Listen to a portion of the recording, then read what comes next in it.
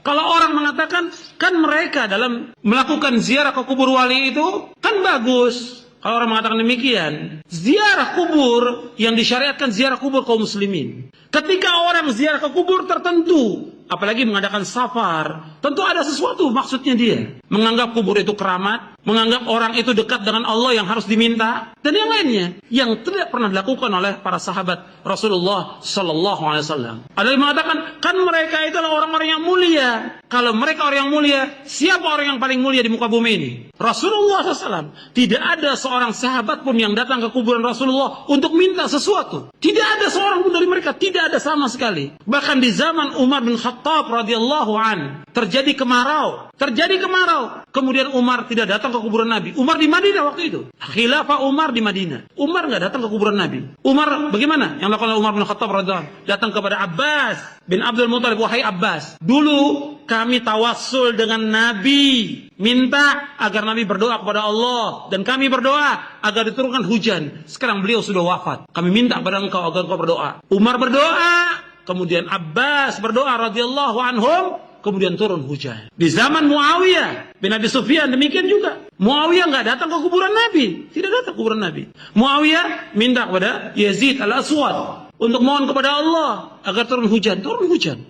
Jadi nggak ada seorang pun yang datang kepada kubur-kubur wali. Ini perbuatan syirik. Yang mereka punya i'tiqad bahwa mereka dekat dengan Allah, mereka bisa menjawab panggilan orang yang hidup, bisa mengabulkan doa, bisa memberikan manfaat. Tidak bisa memberikan manfaat sama sekali. Allah Subhanahu wa taala berfirman di dalam surah Yunus surah 10 ayat 106. Surah 10 ayat 106 Allah berfirman, "Wala tad'u min dunillahi ma la yanfa'uka wa la yadhurruk." Fa in fa'alta fa innaka idza minadh dhalimin. Jangan kamu berdoa, jangan kamu meminta, jangan kamu beribadah kepada selain Allah yang tidak bisa memberikan manfaat kepadamu dan tidak bisa menolak bahaya. Allah mengatakan demikian.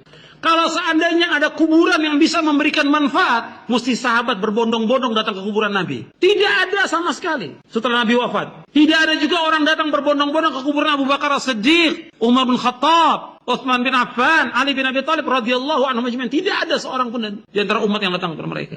Yang jelas mereka pasti masuk surga, dijamin. Dijamin oleh Allah, dijamin oleh Rasulullah. Kata Nabi, Abu Bakar fil jannah, Umar fil jannah, Utsman fil jannah, Ali fil jannah. Jelas jannah. Nabi yang melakukan minas sadiqul masduq. Enggak ada seorang pun datang kepada mereka, tidak ada. Makanya kesyirikan ini masih ada di tengah-tengah kaum muslimin. Yang kita harus jelaskan kepada mereka. Kalau mereka mengatakan, kan kita nggak bisa langsung kalau berdoa kepada Allah. Siapa yang mengatakan tidak bisa? Allah yang menyuruh kita untuk langsung minta kepada Allah. Sebagaimana Allah berfirman dalam surah Ghafir, surah Al-Mu'min, surah 40 ayat 60. Wa qala rabbukum ud'uni astajib lakum innal ladzina yastakbiruna an ibadati sayadkhuluna jahannama dakhirin. Dan Allah berfirman, hendaklah kalian semuanya berdoa kepadaku, kata Allah.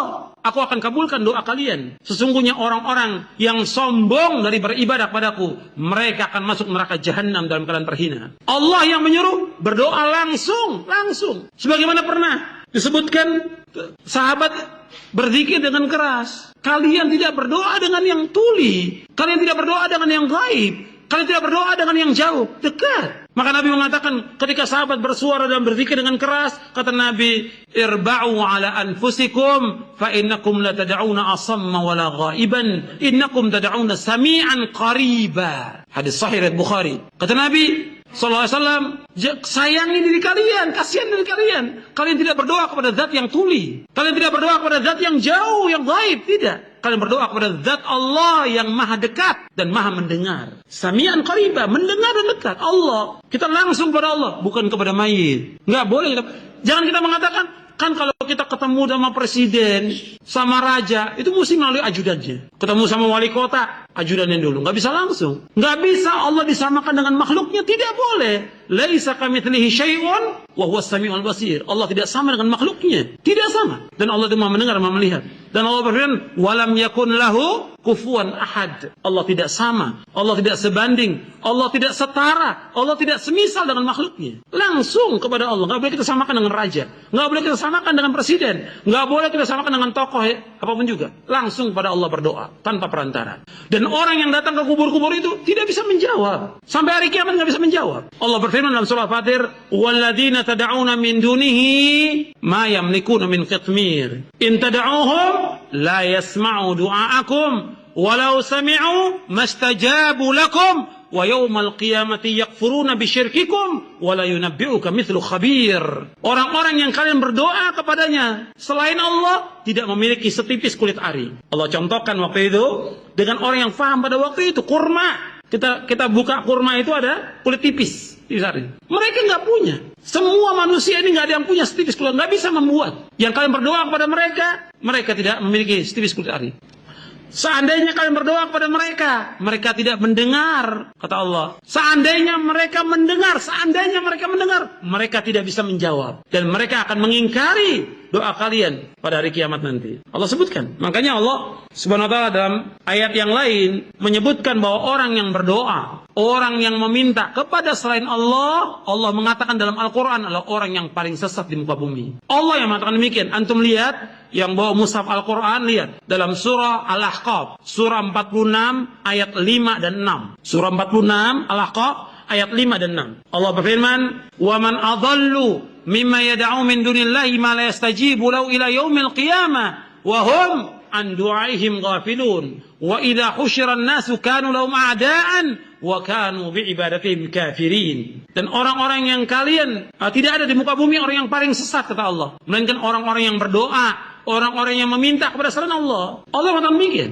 Tidak ada di muka bumi orang yang paling sesat, melainkan orang yang berdoa dan meminta kepada selain Allah, yang mereka tidak bisa menjawab pada hari kiamat. Mana yastajibu lahum wa hum an du'aihim ghafilun. Dan nanti apabila dikumpulkan manusia di hari kiamat, dikumpulkan, mereka akan mengingkari. Kenapa mereka disembah? Nabi Isa akan mengingkari, kenapa saya disembah? Semua nabi-nabi dan orang soleh yang disembah, mereka mengingkari pada hari kiamat. Saya tidak pernah menyuruh mereka untuk menyembah saya. Jadi Allah mengatakan dalam Al-Quran bahwa mereka yang menyembah kepada selain Allah adalah orang yang sesat. Jadi ini kesyirikan masih ada di tengah-tengah kaum muslimin. Dengan alasan itu tawassul, dengan alasan mereka orang soleh, dengan alasan mereka wali, mereka dekat dengan Allah atau yang lainnya. Semua bentuknya kesyirikan.